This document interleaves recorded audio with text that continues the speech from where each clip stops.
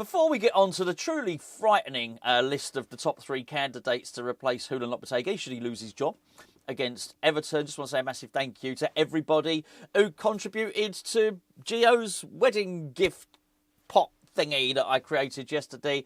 Look, he's getting married this weekend. He's got a baby on the way. He's moving house as well. He's not having a honeymoon. And I said yesterday, it'd be nice to send him away for a weekend. And to get him a nice food mixer for his new kitchen and all the rest of it. Blown away. Everybody that clicked on a GoFundMe or Just Give Him, whatever it was, can't remember what I created now. Everybody who clicked on it yesterday, and thank you so much. Honestly, I absolutely was blown away by it. I know Gio is too. He's a little bit embarrassed by it all, which is why I did it. He never would have done it anyway. So just honestly, thank you so much. It was really it's blinding. You lot are absolutely wonderful. So thank you very much. It can make a big difference to him. That there's no doubt about it at all. Make a big difference. So thank you so much.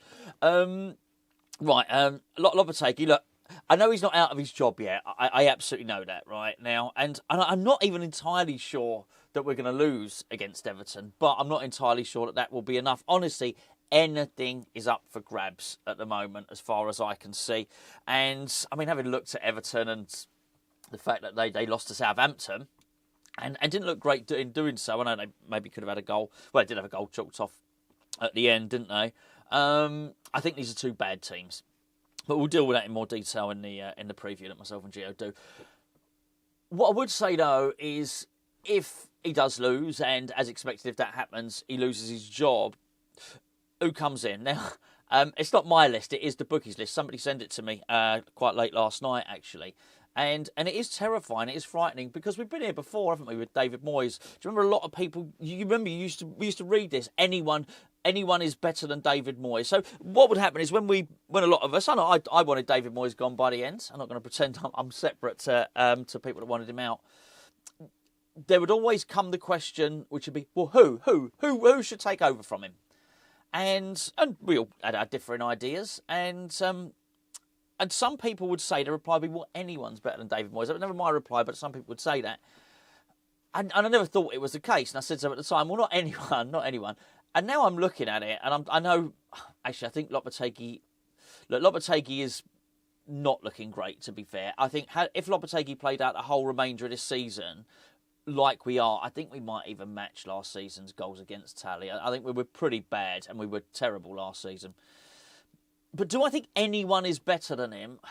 I don't think we'd go down. I think we'd always pick up enough points here or there to stay in and around the top 15. And I just think that the bottom 3 are probably going to be pretty detached unless they go on some ridiculously good run of form. So I start to look at some of the candidates. Oh, this isn't good. Anyway, I'll tell you who the top 3 are. Graham Potter, Edin Terzic and Gareth Southgate. I'm serious. Now, we've got to discuss all 3 of them because they are the 3 guys at the top of the list. If the betting has changed this morning, then you please forgive me on that one. But those are 3 that were certainly top of the list last night. Now, most people are saying Thomas Frank, Marco Silva, Iraola. And I'd be more than happy with any of those. I think I really like the cut of Iraola's jib. I quite like Silva. I said both of those last season anyway. I wasn't calling for Thomas Frank last season. I think he's done okay. There's no doubt about it. He's done pretty well, particularly given that they don't have an awful lot of money to spend. So any of those 3, for me, would be better than the 3 that are at the top of the list, which is my opinion on it. Look, Graham Potter did really, really well. I think he cut his teeth over in Sweden or Denmark or somewhere like that. He learnt his managerial trade abroad, did pretty well in Scandinavia or wherever it might have been. And then he got the Brighton job and he did really, really well. I thought what he did particularly well was taking over from Chris Hughton, who was unpopular at the point with Brighton fans, which you can understand. Brighton fans wanted rid of Chris Hughton, and they were being told, "Be careful what you wish for." By the way, but they were a little bit sick of the the brand of football. But, you know, he'd got them up, he'd kept them stable when everyone was saying to Brighton, not everyone, but, you know, the type of people in the media who are telling West Ham fans what to think were saying to Brighton at the time, oh, you know, you're gone as high as you can and all this type of stuff. Well, they didn't. They brought in Graham Potter and he did really well, but they've got a lot of really well-structured departments behind the scenes at Brighton. They've got an owner and a chief executive who are so far ahead of the curve, it's unbelievable. And at the time, they had Dan Ashworth bringing in players. And it was the right guy at the right time for Brighton. And I think Potter did a really, really good job of changing their style of play. Now, you may well say, well, hold on a second, that's what we want at West Ham, isn't it? But I think the way he sort of flopped at Chelsea didn't do him any favours. And I do think a lot of what Graham Potter did at Brighton was because of that fantastic infrastructure that was behind him, behind the scenes. He wouldn't have that at West Ham. He really wouldn't have that at West Ham. It appears to be at the moment it's a club where people undermine one another. I think there's a lot of people who do pull together behind the scenes, which is why I was keen to praise Mark Noble yesterday. I think in the long run is going to become the anchor of this club. I really do. But there's a lot of other stuff going on behind the scenes at almost every single level. And I'm not sure that Graham Potter has probably got the personality or the character to bring together a disaffected club, if you like. And that needs a really, really strong personality. Now, some would argue, actually, that's possibly why David Moyes did so well, because he could handle the very odd dynamics that go on behind the scenes at West Ham, which are probably not replicated anywhere else. I'm not suggesting for a moment everyone has it hunky-dory. I know things are not great, for instance, behind the scenes at Manchester United, but I'm not so sure about that. The Graham Potter one, I don't think so. Edin Terzic, I've got to be honest, when I first heard it, I was quite excited by the prospect of this guy coming in, but my knowledge of him was paper thin, really. I think I was I was razzle-dazzled, basically, by the glitz and the glory of the march to the Champions League final, basically. And I think I did the video with Gio, and Gio was saying, well, hold on, this is not necessarily the guy. He said he was quite defensive.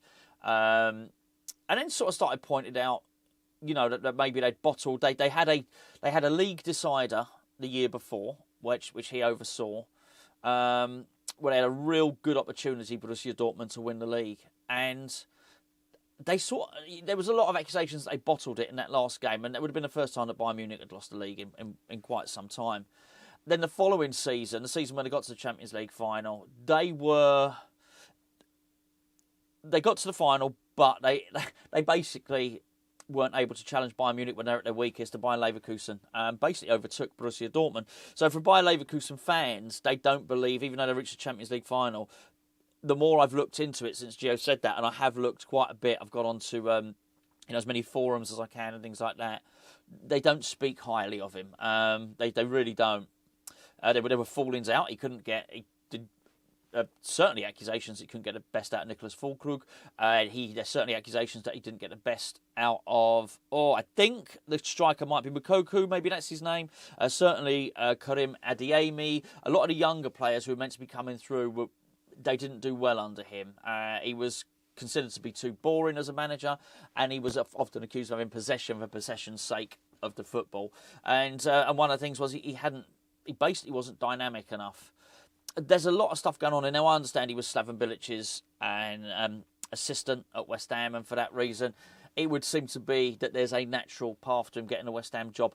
But once you look beyond the glitz and glamour of a German Cup win and the Champions League final, he didn't do very well in the league. He was far from convincing, and he was having falling outs with people, which was part of the reason why a lot of people warned against Lopetegui. They were saying Lopetegui doesn't get on with people. The thing is, I'm not particularly pro anyone there at the moment at West Ham. I'm not particularly pro Lopetegui. I'm not particularly pro Steiten either. And I'm looking at Lopetegui and thinking, actually, I think you possibly can fall out with quite a lot of people. I'm seeing what's been said about him and thinking, well, hold on a second. And it's this binary thing: are you team Lopetegui or are you team Steidten? You don't have to be either, and you can be both. You don't. It's not one or the other. Not for me anyway. And I sort of look at Lopetegui. He's fallen out with people at almost every club he's been at. I think, well, hold on, this is not great. He's fallen out with Mohamed Kudus here. It doesn't look like he gets on with Tim Steidten. I think that's not particularly great. But then I also look at Tim Steidten, and I think, well, hold on a second, mate. You can get on with David Moyes. You can't get on with Lopetegui. What's to say you're going to get on with the next guy that comes in? So I'm suspicious about both of them at the moment, and I'm suspicious about stuff that's going on at boardroom level. So I'm not sure this is a great environment, as I keep saying, for anybody to come in and anybody to thrive. Which brings us to Gareth Southgate. My words. I mean, I can't sit here and get angry about it because I can't believe that can't be true, can it? That can't happen. That's just how bookmakers operate. He's out of a job. All three are out of jobs, so I guess that's why they're at the top. Maybe it's as simple as that. But there's nothing, is there? There's nothing to suggest that Gareth Southgate can manage in the Premier League. He managed Middlesbrough for a bit. Didn't do particularly well whenever he was at Middlesbrough. I can't. Do you know what? The biggest thing I can say about it was unmemorable. I can barely remember it. Obviously, he did well with England. He did well. He really did. But on the crunch games, when he came up against the best, he was found wanting. And let's be fair, we were all comparing him to David Moyes because he's just so safety first. He doesn't take any risks. He probably would promote youth. Let's say that. He probably would do that because I think the best thing Gareth Southgate has ever done, by the way, I just want to say that. I don't think everything he's done is terrible, is when he was FA technical director. So if you've got kids that play football in a park, as you'll know, they're not allowed, when they're a very, very young age group, you're not allowed to press the goalkeeper. You've got to give them space. That's to encourage them to pass out from the back. The goals are smaller. They'll start off playing 5-a-side, then they'll play 7-a-side. They don't play on full-size pitches until they're 13, something like that. There's a lot of these measures that have been put in place. And they've worked. And initially they were put in place by Sir Trevor Brooking, West Ham's Trevor Brooking, and also Gareth Southgate's ideas as well. So a lot of the reasons why England wins stuff at under 17s, under 21 level, we didn't used to win any of that stuff. And any of it. It was France and Spain, particularly in Europe, who were winning all that stuff. England win on a regular basis underage groups for England now. And Gareth Southgate was a big part of that. Well done. Just because I don't think he's particularly good or commanding manager. I don't think he's a commanding presence, never mind that. It doesn't mean to say I think he is useless. I don't think he's useless. I think he did really great work with the FA. I think for that reason he probably has a respect and a love for youth football, which you'd probably see him try and bring through some West Ham youngsters. But again, as a character, as a personality that's going to be strong to walk into a club that is fragmented, possibly, or that's certainly not really functioning very well. We are. It's weird, but we've got a lot of very, very good players. So as I mentioned to Gio the other day, I said to him, it's like we got a Formula One car with some of the players that we got at West Ham, and basically go and hire someone that drives a milk float to drive it. Do you know what I mean? And when really, you want to go out and you want to go and get Sebastian Vettel or whoever the case may be to come out and drive it. We don't. We spend all this money on these expensive players and good players, some of whom are borderline world class, and we do not put the right person in place who's going to be able to take the club forward. So none of these guys convince me. None of these top three. There's obviously going to be a lot more backlash today because of the what Amorim Sporting Lisbon did against Manchester City yesterday as well, and none of it looks good, particularly bearing in mind the striker whose name I'm not even going to begin to pronounce scored a hat-trick. He was at Coventry. We were linked to him. He's just another one that we could go alongside Duran, who we didn't manage to get, or Alvarez. Man City one, Julian Alvarez, who David Moyes admitted on the podcast that he had a chance to get, but he decided we were probably all right with Mikel Antonio. Any number of errors that, and all of them, they're all doing it. That's why it's hard to really point the blame at any one person. everyone's making mistakes. Everyone's refusing players, and I just, while some of them have been successful, and I think you're right. We're right to praise when you go and sign a player like Mohamed Kudus, who ever identified, signed him, and brought him in. Well done, absolutely brilliant. But we also miss out on the likes of Duran and and people like that, and it's not particularly good, that's for sure. So somebody needs to come in, and somebody with some real strong leadership qualities. And it may well mean that they don't interview well. It may well mean that they come in and rub someone up the wrong way, if you pardon the expression. But maybe that's what it's going to need. We might have to pay a bit of compensation. I suspect we're going to have to lose a player to facilitate this happening, and I think we all know who that's going to be. But if I had to choose one of those three, and I don't want any one of them, so I don't want someone coming back and say, I can't believe you've chosen him. It's not my choice, honestly. If I had to choose one of those three, it would probably be Potter. But I think that's a bad choice.